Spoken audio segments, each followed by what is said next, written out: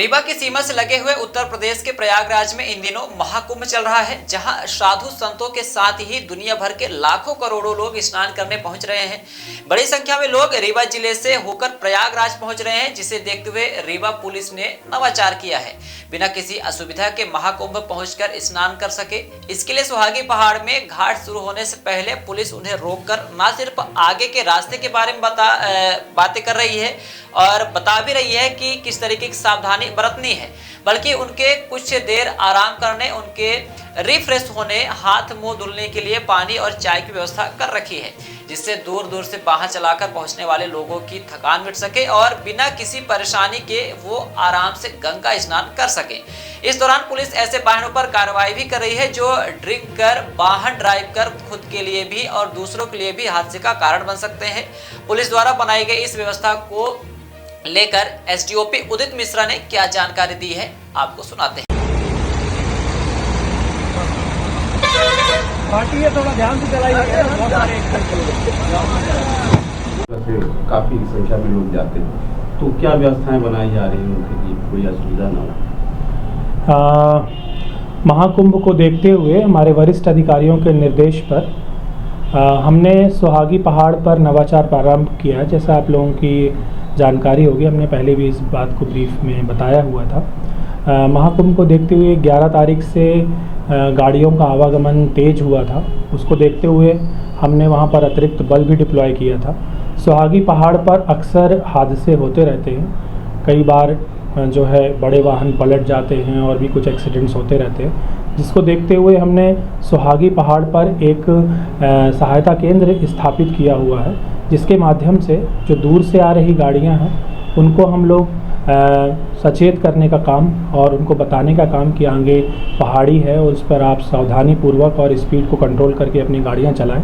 ऐसा हम लोग उनको बताते हैं। जो नशे पर वाहन चला रहे, नशे करके वाहन चला रहे हैं, उन पर हमने सतत कार्रवाई की है। लगभग 25 से 30 बड़े वाहनों पर हमने कार्रवाई की है, जिसमें एक बस भी शामिल है। उसमें लगभग 25 लोग सवार थे। उसमें हैदराबाद से बस्ती जा रही थी वो बस, उस पर भी हमने कार्रवाई की है। तो इसका हमने परिणाम ये देखा कि काफ़ी पॉजिटिव और सकारात्मक इसके परिणाम है कि इसमें कोई बड़ी दुर्घटना अभी तक सामने नहीं आई है। इसके अलावा जो दूर से विभिन्न राज्यों से प्रयागराज के जाने के लिए हमारा मार्ग ही उपयोग में आता है, तो ऐसे कई बार जो लोग थके हुए हैं उनके लिए हमने चाय की व्यवस्था भी की हुई है कि अगर कोई थका हुआ आ रहा है, चालक थक गया है, तो उनको हम गर्म पानी और अलाव की व्यवस्था भी की हुई है हमने, ताकि वो अपना रिफ़्रेश हो जाएं और आगे आने वाली यात्रा सुरक्षित तरीके से कर सकें। इसके अतिरिक्त चूँकि पहाड़ी पर भी कई बार लोग सेल्फ़ी खींचने के उद्देश्य से, चूँकि एक पर्यटक माहौल रहता है, उसके लिए हमने पेट्रोलिंग वाहन के माध्यम से पुलिस की व्यवस्था करके पेट्रोलिंग ड्यूटी भी लगाई हुई है, ताकि कोई ऐसे असुरक्षित स्थान पर फ़ोटो इत्यादि, सेल्फी इत्यादि ना ले या फिर कोई ऐसी घटना ना हो किसी बाहरी व्यक्ति के साथ। इसके लिए भी हमने व्यवस्था की हुई है।